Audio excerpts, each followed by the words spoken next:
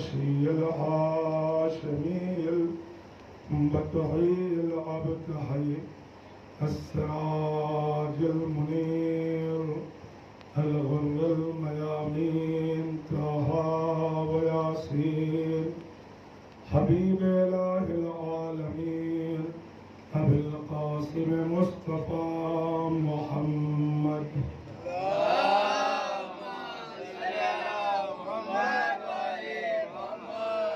وعلى آله الطيبين الطاهرين المعصومين المظلومين الغر الميامين ولعنة الله على أعدائهم أجمعين من يومنا هذا إلى قيام يوم الدين. أما بعد فقد قال الله تبارك وتعالى إن الدين عند الله الإسلام. اللهم صل على محمد وعلى محمد. قرآن کریم کی بہت ہی معروف اور مشہور آیت کریمہ ہے کہ جس کی تلاوت کا شرف میں نے آپ کے حضور میں حاصل کیا ہے. میں اپنے بیان کو آگے بڑھانے سے پہلے جو لوگ پیچھے بیٹھے ہیں ان سے التماس کرتا ہوں کہ وہ آگے آ جائیں تاکہ سامنے کی جگہ بھر جائے اور بعد میں آنے والوں کو زحمت نہ ہو. ایک سلوات پڑھیں محمد.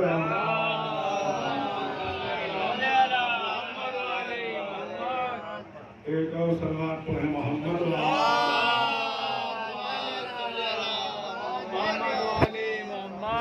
کے لیے نہیں کہہ رہے ہیں, آگے آنے کے لیے کہہ رہے ہیں. آگے آگے جوان لوگ تو بالکل آگے آ گئے. ایک سلوات اور پڑھیں محمد.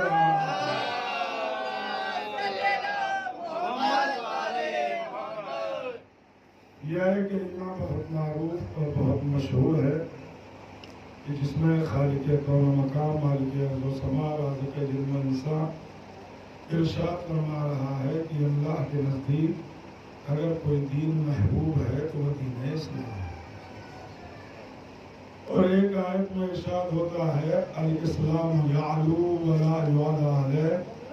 اسلام اس دین کو کہتے ہیں کہ جس کے اوپر کسی اور دین کو فوقیت اور بلندی حاصل نہیں.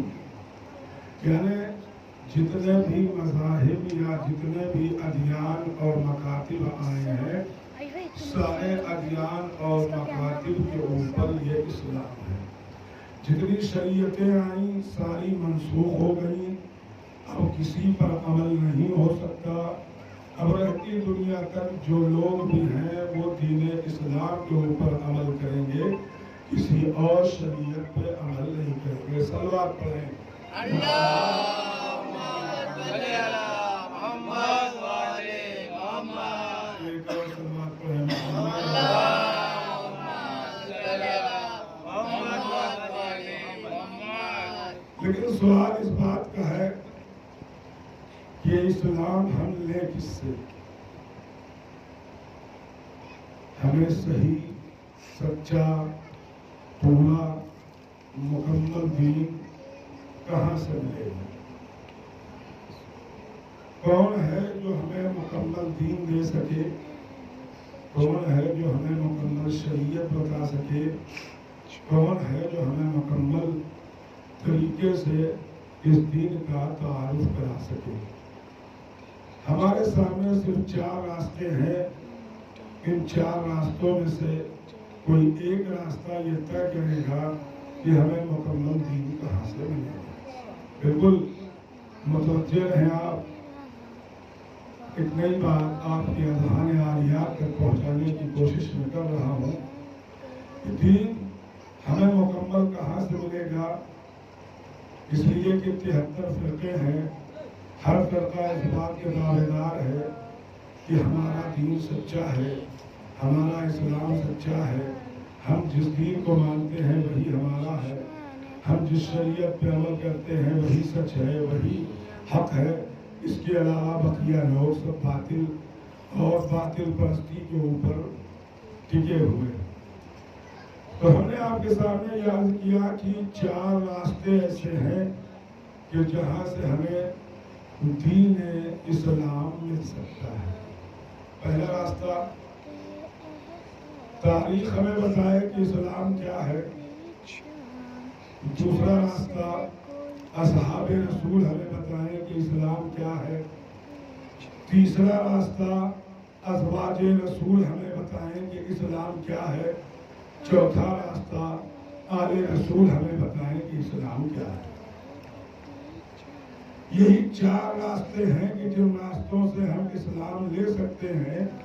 اس کے علاوہ ہمارے پاس کوئی 5واں راستہ نہیں ہے۔ یا تاریخ بتائے گی، یا اصحاب بتائیں گے، یا ازواج بتائیں گی، یا آل بتائیں گی۔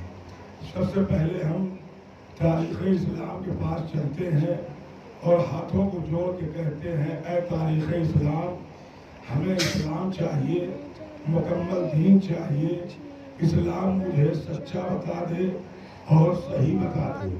تو تاریخ نے آگے بڑھ کے مجھے سہارا دیا اور اس نے کہا کہ جناب ابراہیم نے اپنی زندگی میں 3 مرتبہ جھوٹ بولا۔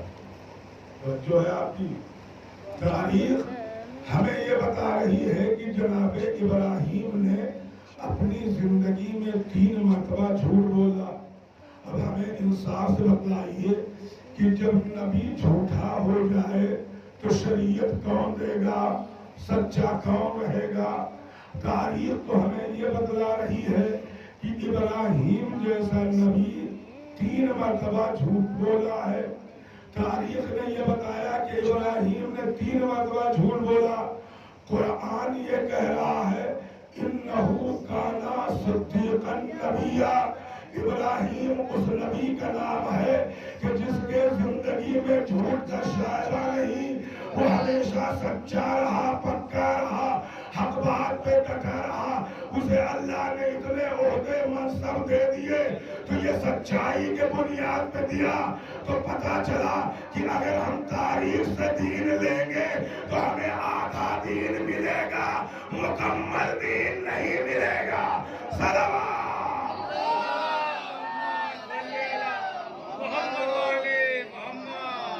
تاریخ سے تو ہمیں دین مل نہیں سکتا، تاریخ ہمیں دین صحیح دے نہیں سکتی۔ تو ہم آئے اصحاب کے پاس آتے ہیں، اصحاب سے ہاتھ جوڑ کے کہتے ہیں کہ آپ مجھے دین دے دیجئے، آپ مجھے دین بتا دیجئے۔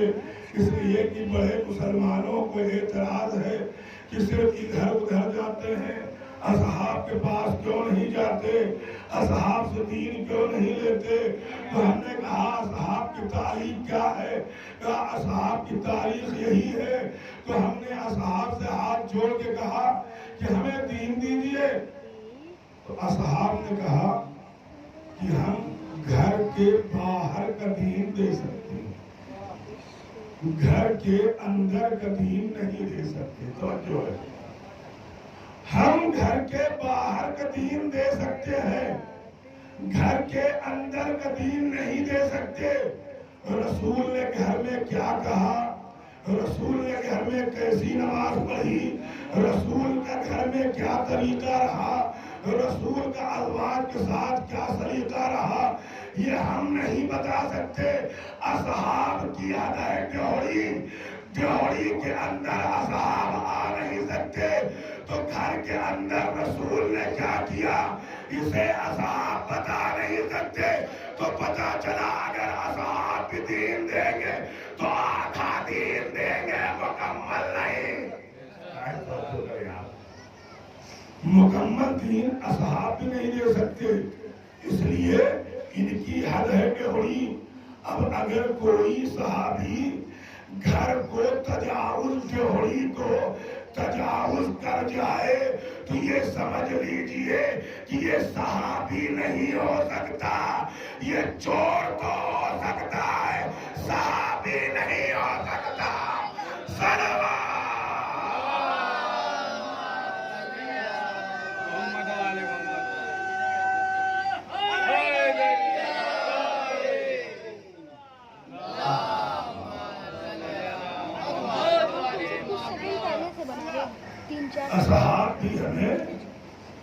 مکمل دین نہیں دے سکتے. میں پوری توجہ چاہ رہا ہوں آپ کو. جتنا آپ سنیں گے اتنا ہی سناؤں گا. ذہنوں پہ آپ کی بار قطعی نہیں بنوں گا. پہلے مل جل کے حیدری صلوات پڑھے محمد اور آل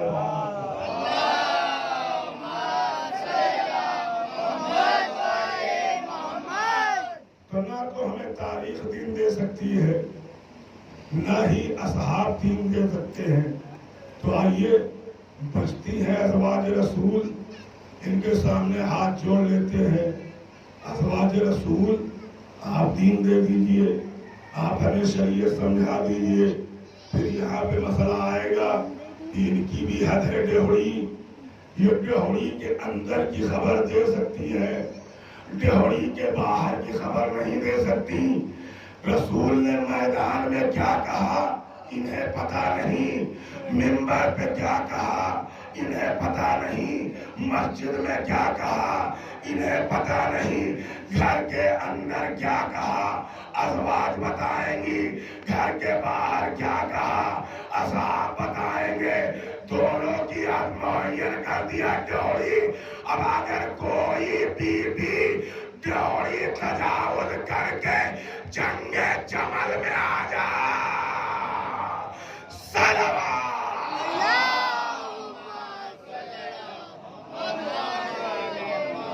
حیدری صلوات پڑھے محمد.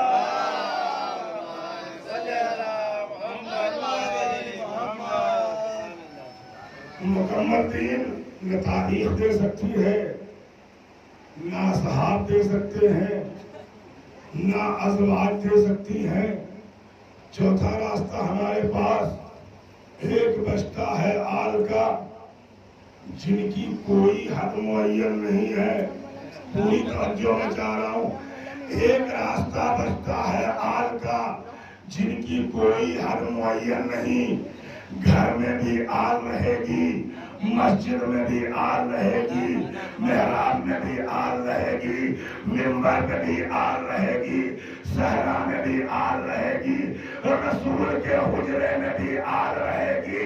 جہاں سب کو منع کر دیا جائے گا وہاں حسین ابن علی جا کے بتائیں گے.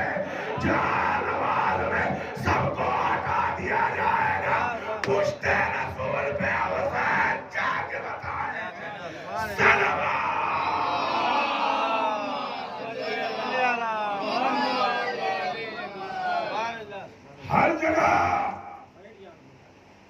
ہر جگہ آل ملے گی, اور آل کے بغیر رسول خود بھی نہیں رہ سکتے. ہر موڑ پہ, ہر گام پہ, ہر جگہ پر رسول نے کبھی علی کو بلایا, کبھی حسن کو بلایا, کبھی حسین کو بلایا. اگر اللہ نے جنت سے کچھ کھانے کے لیے بھی بھیج دیا تو صحابی کو بلا کے نہیں کھلایا, آل کو بلا کے کھلایا, تاکہ قیامت تک یہ سند رہے کہ ہر جا علی ملیں گے. ندامت بچائیے, بچنا علی سے ہے تو جہنم میں جائیے. سلام.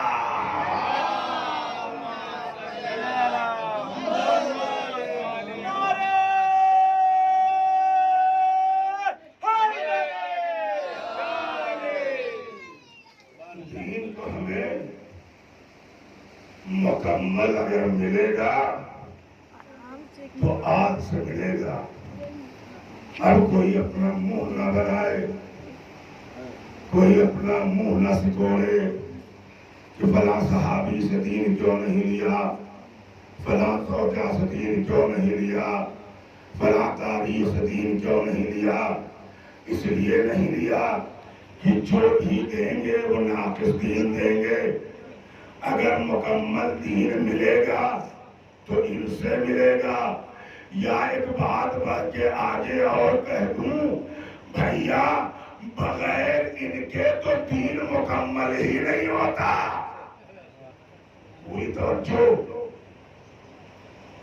بغیر ان کے تو دین ہی مکمل نہیں ہوتا. جب دین مکمل نہیں ہوگا ان کے بغیر تو ملے گے کہاں؟ 23 سالہ تبلیغی زندگی میں مکے اور مدینے کی زندگی ملا کے 13 سال مکے کی 10 سال مدینے کی زندگی ملا لیجئے تبلیغی تو کل 23 برس ہوتے ہیں۔ 40 سال رسول خاموش رہتے ہیں۔ یہی 23 سال میں رسول نے اسلام مبین کو اتنا پروان چڑھایا اس آل کے ذریعے کہ اللہ کو بھی اب یہ کہنا پڑا کہ رسول تم نے سب کچھ تو پہنچا لیا، سب کچھ تو پہنچا لیا، اگر تم نے یہ نہ پہنچایا تو گویا تم نے کچھ نہ پہنچایا۔ غدیر میں رسول کو اللہ نے روک کے بتایا کہ اگر آل کا تذکرہ نہ ہو تو دین مکمل نہیں ہوگا۔ اور جب تک رسول نے علی ابن ابی طالب کو ہاتھوں پہ بلند کر کے اعلان نہیں کر دیا من کنت مولا ہو فہذا علی المولا، جب تک آیت نازل نہیں ہوئی، ارے جب آیت نازل ہوئی علی کی ولایت کے اوپر، الیوم اکملت لکم دینکم واتممت علیکم نعمتی ورضیت لکم الاسلام دینا، آج کے دن دین مکمل ہو گیا، نعمتیں تمام ہو گئی، اللہ دین سے راضی ہو گیا۔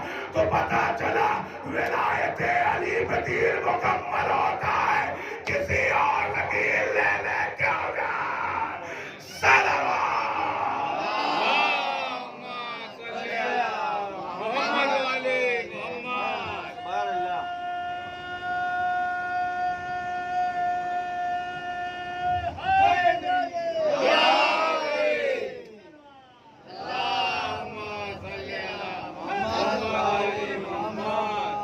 دین ہمیں کہیں اور کہاں سے ملے گا؟ مکمل دین ہم کہاں سے لیں گے جب دین مکمل ہی ہو رہا ہے؟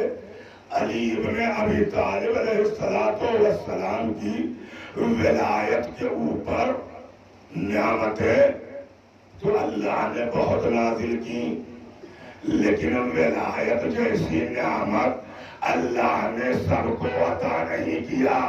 یہ ولایت والی نعمت بڑے خوش قسمت والے پاتے ہیں جن کے یہاں ماں بھی طاہر ہوتی ہے، باپ بھی طاہر ہوتا ہے۔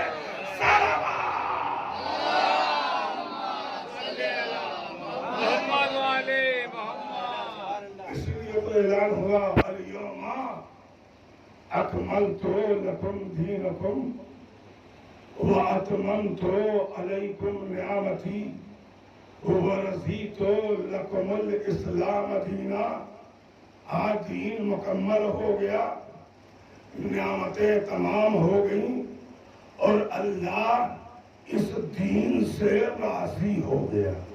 پوری توجہ، اللہ اس دین سے راضی ہو گیا۔ تو اللہ کس دین سے راضی ہوگا؟ جس دین میں علی ہوں۔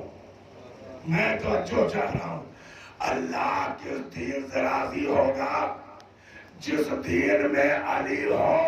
بھیا صرف رضے اللہ کہنے سے اللہ کی رضا نہیں ملتی، علی کی ولایت سے اللہ کی رضا ملتی ہے۔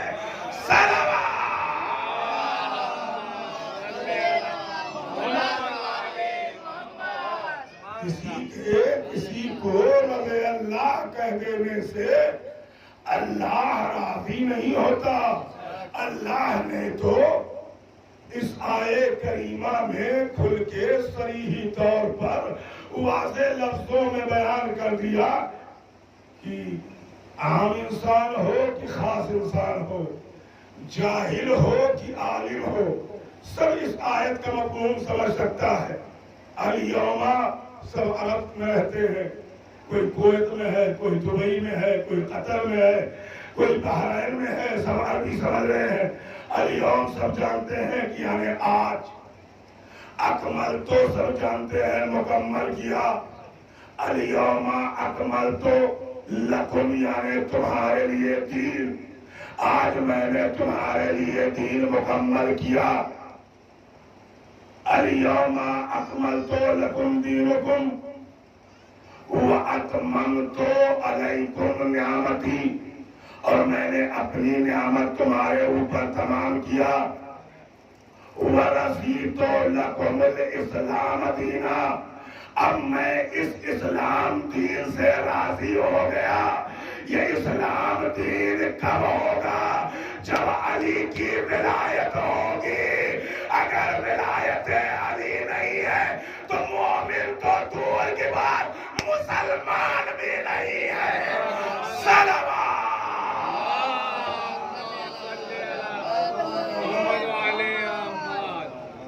हैदरी सलवात पर मोहम्मद और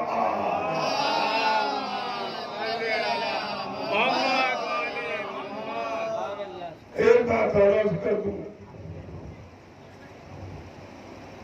कि अगर हमें दीन मुबीन तलाश करना है तो हमें दुनिया में कोई ऐसी जगह नहीं मिलती कि जहां पर सबको बुला के इस्लाम समझाया जाता हो। इसलिए कि किसी के यहाँ कोई ऐसा मकतब फिक्र है ही नहीं। ज्यादा से ज्यादा ईद का खुतबा होता है, बकरीद का खुतबा होता है, और ज्यादा तरक्की कर लिया तो जुमे का खुतबा हो जाता है। इसके अलावा कोई मरकज नहीं मिलता। लेकिन हमारे यहाँ इस्लाम समझाने के 2 महीना 8 दिन है, न कोई बस्ती बनती है, न कोई घर बनता है, न कोई दयार बनता है, न कोई गली बनती है। ये इमाम हुसैन का फर्श जनाब ज़ैनब ने ऐसा बिछा दिया कि अगर बच्चा भी हो वो भी इस्लाम लेके जाएगा। सलवा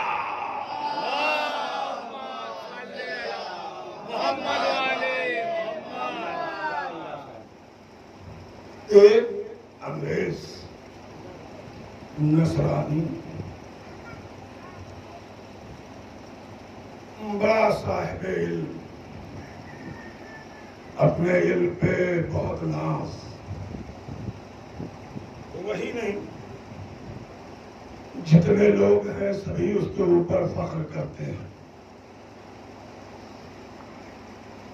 उसने कहीं और का रुख नहीं किया कि सच्चा इस्लाम, सही इस्लाम, हकीकी इस्लाम का इल्म है उसके पास कि लोगों के दिलों की कैफियतों को बता रहा है। ये भी बता रहा है कि क्या लेके आए हैं, क्या खा के आए हैं। मुल्ला पहले काशानी ने कहा मैं इसको मुतमईन तो कर देता अगर ये पढ़ा लिखा होता। ये तो अनपढ़ है, गंवार है, जाहिल है, इसे कुछ पता नहीं। अब जब इतना उसने सुना तो उसके पूरे तन बदन में आग लग गई। कहा आपकी हुकूमत है, आपका दयार है, आपका मुल्क है, जो कह लीजिए। हमारे मुल्क में हमारी इतनी इज्जत है कि लोग जितने भी मसाइल पूछने हो वो हमसे पूछते हैं। कहा तो ठीक है, तुम यहाँ 1 हफ्ते से रह रहे हो, अपने इल्म का डंका बजा रहे हो, हर इंसान आपके इल्म का लोहा मांग रहा है। हम ये बताना चाहते हैं कि हमने, अगर हमारी बात तुम्हें अच्छी लगे तो मान लेना। कहा ठीक है। अपने तबा के जेब में हाथ डाला और हाथ में निकाला, मुट्ठी बांधी। कहा इतने बड़े आलिम हो, गैब का इल्म रखते हो, सबकी खबरें दे रहे हो, तो बताओ मेरी मुट्ठी में क्या, बताओ मेरी मुट्ठी में क्या है। پسینہ پسینہ ہو گیا، چہرے سے پریشانی کے پسینے ٹپکنے لگے۔ ملا فیض کاشانی نے کہا بس ہو گیا تمہارا علم، سارا چرچا تمہارا ختم ہو گیا، تم نے بتا دیا۔ ایک ہفتے سے لوگوں کو اپنے علم کا سکہ منوا رہے تھے، کہا ایسا نہیں ہے، میں نے پہلی مرتبہ ہی ذکر کیا تو میں پہنچ گیا، لیکن پریشان اس بات پہ ہوں کہ آپ کے پاس آئی کہاں سے؟ کہا اگر تمہیں پتا چل گیا تو بتاؤ میرے ہاتھ میں کیا ہے؟ تو کہا مجھے تو پتا ہے لیکن سوچ یہ رہا ہوں کہ آپ کے پاس آئی کہاں سے؟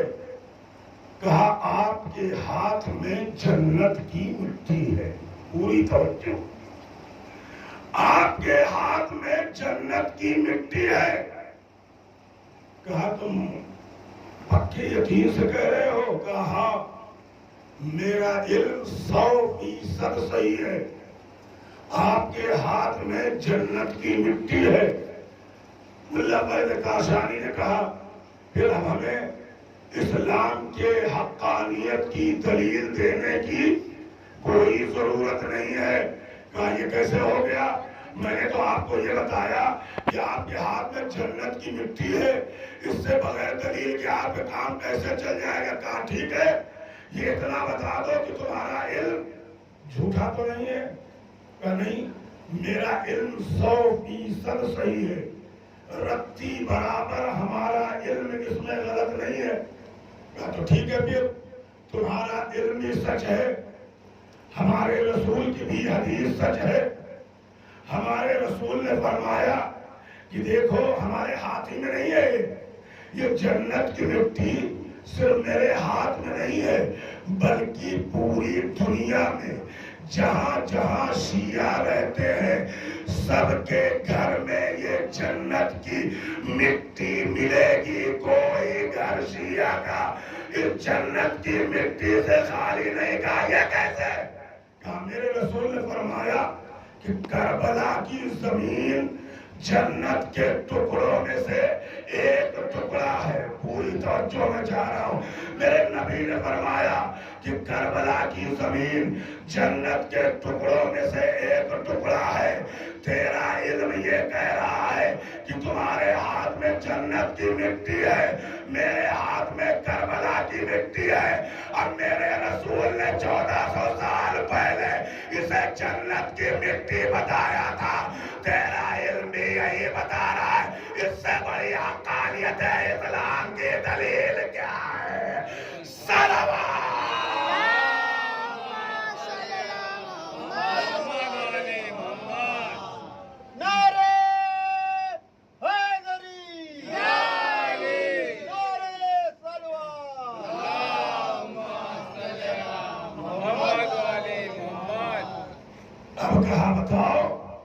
اسلام کے حقانیت کی جو بات میرا رسول 1400 سال پہلے کہہ چکا کہ کربلا کی زمین جنت کے ٹکڑوں میں سے ایک ٹکڑا، اور تیرا علم یہ کہہ رہا ہے کہ تمہارے ہاتھ میں جنت کی مٹی، تو اب ہمیں انصاف سے بتا دے کہ اسلام سچا ہے یا کیوں سچا ہے؟ کہا میرا اسلام، تمہارا اسلام سچا ہے، جب میں نے اس کو مان لیا اب مجھے کلمہ پڑھا دو۔ ارے اس حسین کو لاکھوں سلام جس کی مٹی مسلمان بنا دے، وہ حسین کتنا عظمت والا ہوگا۔ صلوات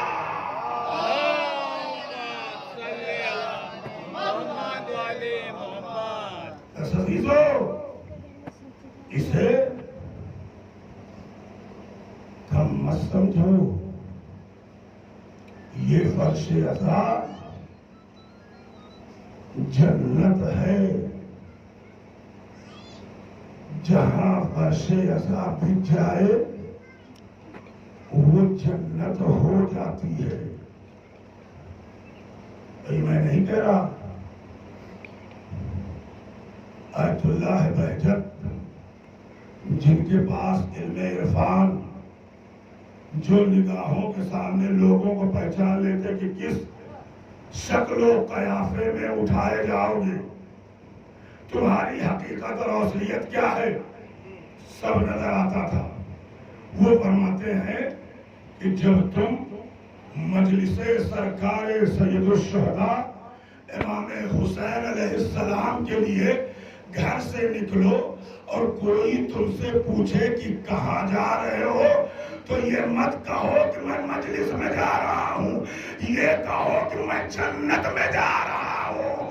جس کی خوش نصیبی ہوتی ہے وہ اس جنت پہ آ کے بیٹھتا ہے۔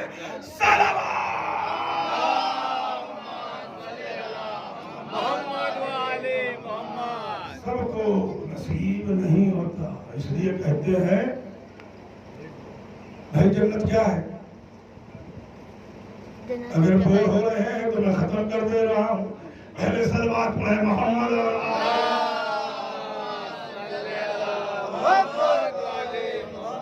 ویسے بھی گفتگو ہماری آخری مراحل میں ہے۔ جنت کسے کہتے ہیں؟ جہاں پھل لگا ہو وہی جنت ہے، جہاں طرح طرح کے پھل ملے وہی جنت ہے۔ پھل کی حیثیت کیا ہے؟ کچھ بھی نہیں۔ جنت تو وہ ہے کہ جہاں پہ اہل بیت کا کوئی ایک بیٹھا ہو، جہاں پر اہل بیت میں سے کوئی ایک موجود ہو وہی جنت ہے۔ یا اگر جہاں پر پانچوں پنجتنے پاک ہوں وہ جنت ہے، یا جہاں پہ چہارتا معصومین ہو وہ جنت ہے۔ یہی تو بات ہے کہ جب رسول نے یہ اعلان کیا کہ جو علی کے فتح کی خبر سنائے گا میں جنت کی بشارت دوں گا، تو فضہ نے سلمان سے کیا کہا؟ ارے جنت کا لالچ وہ کرے جو جنت کے باہر رہتا ہو، میں تو جنت میں رہتی ہوں۔